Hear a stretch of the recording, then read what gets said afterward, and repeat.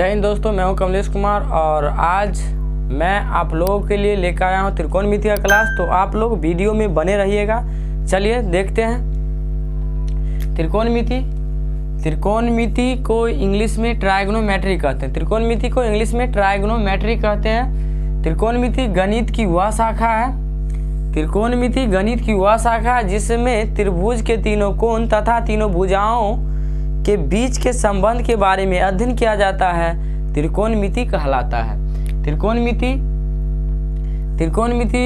गणित की वह शाखा है जिसमें त्रिभुज के तीनों कोण तथा तीनों भुजाओं के बीच के संबंध के बारे में अध्ययन किया जाता है। त्रिकोणमिति कहलाता है। त्रिकोणमिति ग्रीक भाषा के 3 शब्दों से मिलकर बना है। त्रिकोणमिति जो है ग्रीक भाषा के 3 शब्दों से मिलकर बना है। त्रिकोणमिति जो है ग्रीक भाषा के 3 शब्दों से मिलकर बना है। पहला जो है ट्राई, ट्राई का अर्थ होता है 3। पहला जो है ट्राई का अर्थ होता है 3। दूसरा जो है गोनो का अर्थ होता है कोण। दूसरा जो है गोनो का अर्थ होता है कोण। और तीसरा जो है मिति का अर्थ होता है माप। तीसरा जो है मिति का अर्थ होता है माप। अब हम त्रिकोणमितीय अनुपात के बारे में पढ़ेंगे। त्रिकोणमितीय अनुपात होता क्या है, चलिए इसके बारे में पढ़ेंगे। त्रिकोणमितीय अनुपात को इंग्लिश में ट्रायगोनोमेट्री रेशियो कहते हैं। त्रिकोणमितीय अनुपात को इंग्लिश में क्या कहते हैं? ट्रायगोनोमेट्री रेशियो कहते हैं। ठीक है। उसके बाद त्रिकोणमितीय अनुपात किसे कहते हैं? तो समकोण त्रिभुज के न्यून कोण के सापेक्ष किन्हीं ही 2 भुजाओं के अनुपात को त्रिकोणमितीय अनुपात कहते हैं। तो समकोण त्रिभुज के न्यून कोण के सापेक्ष किन्हीं 2 भुजाओं के अनुपात को क्या कहते हैं? त्रिकोणमितीय अनुपात कहते हैं। चलिए, समकोण त्रिभुज किसे कहते हैं? तो समकोण त्रिभुज जिस त्रिभुज का एक कोण का जो होगा माप 90 डिग्री होगा, 90 डिग्री, जिस त्रिभुज का एक कोण का जो माप होगा 90 डिग्री होगा, वह त्रिभुज समकोण त्रिभुज कहलाएगा। वह त्रिभुज जो होगा समकोण त्रिभुज कहलाएगा। ठीक है। बाकी जो 2 कोण जो बच जाएगा वो न्यून कोण हो जाएगा। ठीक है। या समकोण त्रिभुज को हम भुजा के अकॉर्डिंग भी परिभाषा दे सकते हैं। एक भुजा का वर्ग अन्य 2 भुजाओं के वर्गों के योग के बराबर होगा तो उसे हम क्या कहेंगे? समकोण त्रिभुज कहेंगे। जिस त्रिभुज का एक कोण का माप 90 डिग्री होगा उसे भी हम क्या कहेंगे? समकोण त्रिभुज कहेंगे। तो ये हम समकोण त्रिभुज यहाँ पर लिए हैं। ये जो है एंगल बी जो है यहाँ पर 90 डिग्री का बनाया है, 90 डिग्री का बनाया है। ये जो है क्या है? समकोण त्रिभुज है। ठीक है। अब हम त्रिकोणमितीय अनुपात के बारे में जानेंगे। त्रिकोणमितीय अनुपात क्या कहता है कि समकोण त्रिभुज के न्यून कोण के सापेक्ष। समकोण त्रिभुज पहले लेंगे। तो ये समकोण त्रिभुज, जैसे कि यहाँ पर हम ABC एक समकोण त्रिभुज है जिसका क्या न्यून कोण के सापेक्ष, या तो ये न्यून कोण के सापेक्ष लीजिए या तो ये न्यून कोण के सापेक्ष, या कोण A या तो कोण C। न्यून कोण के सापेक्ष किन्हीं 2 भुजाओं के अनुपात को क्या कहते हैं? त्रिकोणमितीय अनुपात कहते हैं। तो पहले हम यहाँ पर समकोण त्रिभुज बना लिए थे बोर्ड पे। अब क्या करेंगे कि हम ये न्यून कोण के सापेक्ष 2 भुजाओं के जो अनुपात होगा उसी को त्रिकोणमितीय अनुपात कहा गया। फिर ये भुजा का अनुपात होगा, फिर ये इसका जो अनुपात होगा इसी को त्रिकोणमितीय अनुपात कहा गया है। तो समकोण त्रिभुज में जो सबसे बड़ी भुजा होता है उसे क्या कहते हैं? कर्ण कहते हैं। जैसे कि यहाँ पर इस समकोण त्रिभुज का क्या है कि सबसे बड़ी भुजा है। क्या? सबसे बड़ी भुजा है। इसे क्या कहते हैं? हम कर्ण कहते हैं। या तो कहेंगे 90 डिग्री का जो सामने का जो होगा समकोण बनाने वाली कोण के सामने के जो भुजा होगा उसको हम कर्ण कहते हैं। और कर्ण को इंग्लिश में हाइपोटेनियस कहते हैं। और थीटा कोण बनाने वाली जो सामने का जो भुजा होगा, जिस भुजा के साथ थीटा कोण बनाएगा उसके जो सामने का भुजा जो होगा उसके सामने का भुजा जो होगा लंब होगा। उसके सामने का भुजा क्या होगा? लंब होगा। जिस भुजा के साथ थीटा कोण बनाया वह आधार हो जाएगा। जिस भुजा के साथ थीटा कोण बनाया वह भुजा आधार हो जाएगा। और थीटा कोण बनाने वाली कोण के सामने की भुजा क्या हो जाएगा? लंब हो जाएगा। और समकोण बनाने वाली कोण के सामने की भुजा जो होगा वो कर्ण हो जाएगा। समकोण बनाने वाली कोण के सामने की भुजा जो होगा क्या हो जाएगा, कर्ण हो जाएगा।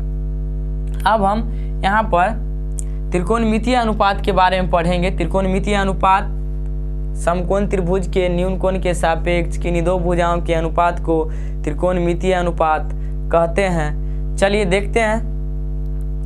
ये हाइपोटेनियस यानी कि भुजा जो है यहाँ से यहाँ तक का जो दूरी होगा AC होगा, इस भुजा को कह सकते हैं। इस भुजा को क्या कहिएगा, BC आधार को, इसको क्या कहिएगा, AB कहिएगा।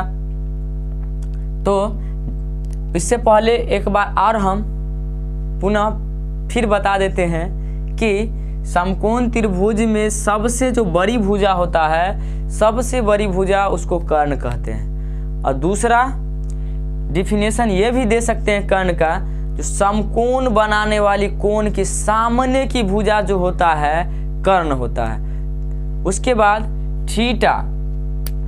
थीटा कोण बनाने वाली यानी थीटा जिस भुजा के साथ थीटा कोण बनाता है वह भुजा जो होता है आधार कहलाता है। जिस भुजा के साथ थीटा कोण बनाया वह भुजा आधार कहलाएगा। उसके बाद थीटा कोण बनाने वाली कोण के सामने की भुजा को क्या कहेंगे, सामने की भुजा को लंब कहेंगे। क्या कहेंगे, लंब कहेंगे। तो कर्ण को H के द्वारा सूचित किया गया, कर्ण को H के द्वारा, लंब को P के द्वारा और आधार को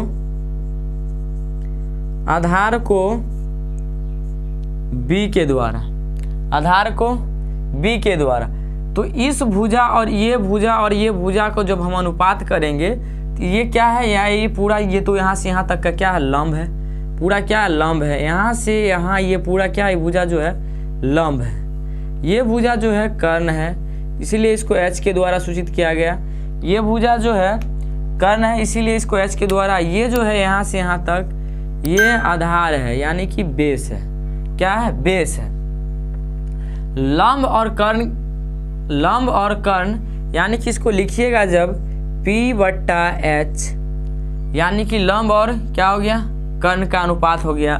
फिर क्या कीजिएगा, कर्ण और लंब का अनुपात कीजिएगा तो ये हो गया H/P। फिर इसको कीजिएगा ये भुजा और ये भुजा का अनुपात, तो क्या B/H कीजिएगा। फिर ये भुजा और इसका अपोजिट उल्टा यानी कि ये H/B हो जाएगा। उसके बाद इस भुजा को और इस भुजा को तो ये हो जाएगा P/B। फिर इसको कीजिएगा B/P यानी कि जो इसमें जो हुआ समकोण त्रिभुज का जो हो गया, भुजा का जो रेशियो हो गया न्यून कोण के सापेक्ष, न्यून कोण ये हुआ इस कोण के सापेक्ष और इस कोण के सापेक्ष किन्हीं दो भुजाओं के अनुपात को क्या कहते हैं, त्रिकोणमितीय अनुपात कहते हैं। तो साइन इस P/H को नाम रखा गया। P/H जो अनुपात है यानी कि इसको कहिएगा लंब और कर्ण के अनुपात को नाम रखा गया। P/H को क्या नाम रखा गया, साइन थीटा। उसके बाद B/H को कॉस थीटा नाम रखा गया। क्या नाम रखा गया, कॉस थीटा। फिर P/B को नाम रखा गया कि टेन थीटा। क्या नाम रखा गया, टेन थीटा। क्या नाम रखा गया, टेन थीटा। इसको यदि आपसे पूछा जाए साइन थीटा किसे कहते हैं, तो लंब और कर्ण के अनुपात को क्या कहते हैं, साइन थीटा कहते हैं। लंब और कर्ण के अनुपात को क्या कहते हैं, साइन थीटा कहते हैं। उसी तरह से फिर अगला कॉस थीटा किसे कहते हैं, तो आधार और कर्ण के अनुपात को क्या कहते हैं, कॉस थीटा कहते हैं। फिर अगला टेन थीटा, तो लंब और आधार के अनुपात को क्या कहते हैं, टेन थीटा कहते हैं। लंब और आधार के अनुपात को क्या कहते हैं, टेन थीटा कहते हैं। फिर H/P यानी कि कर्ण और लंब का अनुपात, तो क्या होगा कि ये कॉसेक हो जाएगा। कौन थीटा हो जाएगा, कॉसेक थीटा। इस अनुपात का भी नाम रखा गया, इस अनुपात को नाम रखा गया कॉसेक थीटा।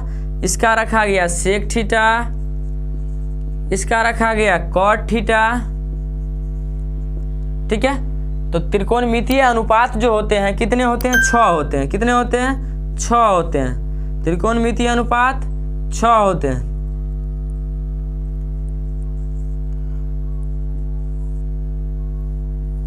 त्रिकोणमितीय अनुपात जो होते हैं कितने होते हैं? तो 6 होते हैं।